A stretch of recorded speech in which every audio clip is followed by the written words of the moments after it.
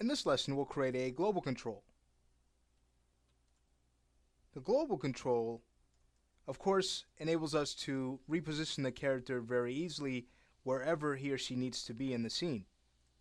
We wouldn't want to select the upper body, select the feet and the arm controls and move the character over that way.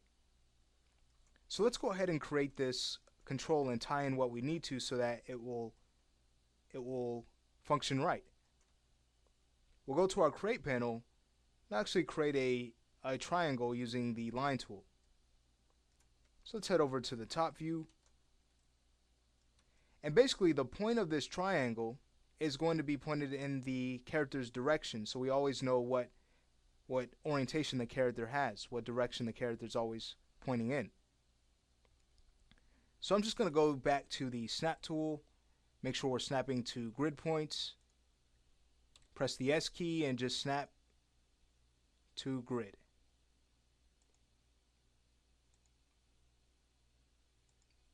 And then we'll go ahead and close the spline and come out of the tool. Alright, heading back over to the perspective, you can definitely scale this out some more. I'll turn off snap. Go ahead and scale this out. Maybe scale it in a little bit more in the Y.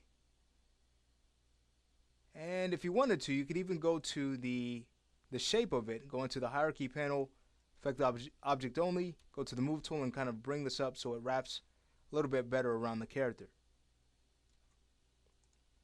Okay, I'll change the color to that dull yellow we used for the upper body control to kind of stay consistent with our color scheme. From here, what we could also do is go ahead and rename this. So that's going to be cc underscore global 01. And now we'll freeze its transformations. Alright, now as far as linking, we want to take the center of gravity control, the knee controls, and the feet controls, and go ahead and link those all to this global control. So now as we start to move this global control around, it should move the entire rig. Now notice we have to do something about our thighs. Again, after the twist is done, we can now link the thighs right to their bone, okay, which is the hip bone.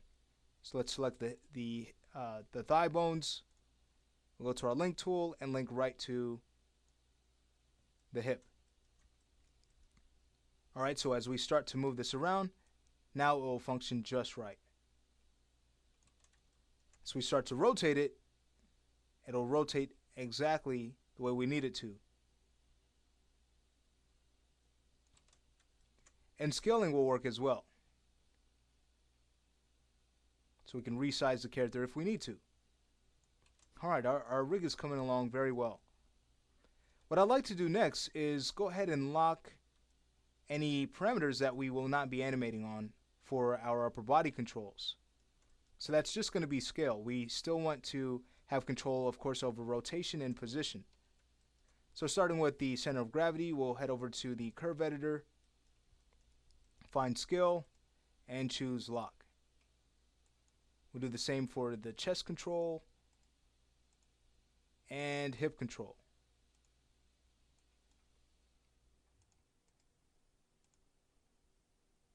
Alright, well, now that that's done, that basically finishes everything up. What we could do as well is go ahead and just check to make sure when we choose transform to 0, everything goes back the way it needs to. And notice, because we relinked our upper body control back to this new global control that we made, we're going to get that offset. So we can undo that, rerun freeze transform, and now if we were to choose transform to 0, we're not going to get that pop. Let's check the other controls. The hip control, transform to 0, that's fine. The chest, transform to 0, that's fine as well. Now remember, we froze transformations on our center of gravity, so we'll need to head over to our motion panel, and under our rotation list, again, we need to reset our axis order back to XCY.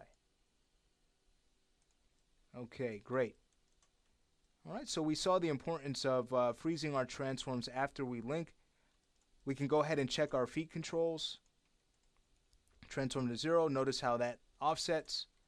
The other one's going to do the same, so we'll select both. Alt right click, freeze transforms.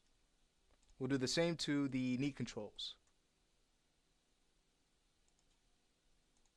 Alright, so now that these controls are cleaned up, you can go ahead and check out how the thighs react as we start to rotate our hips. Alright, so they're linked right, and everything else is solid. Okay, so that finishes up our global control. As we start to create our extra controls, we need to make sure that that gets tied right back to the global so it will work the way we expect it to. That finishes this lesson, and of course if you wanted to, you can take this global control now and add it to your control objects. Oh, added an extra layer. I'll just go ahead and remove that and choose add. There we go. Okay, and that finishes that up. So that finishes this lesson. We finished the spine, we've finished the legs. The next topic is going to be the head rig.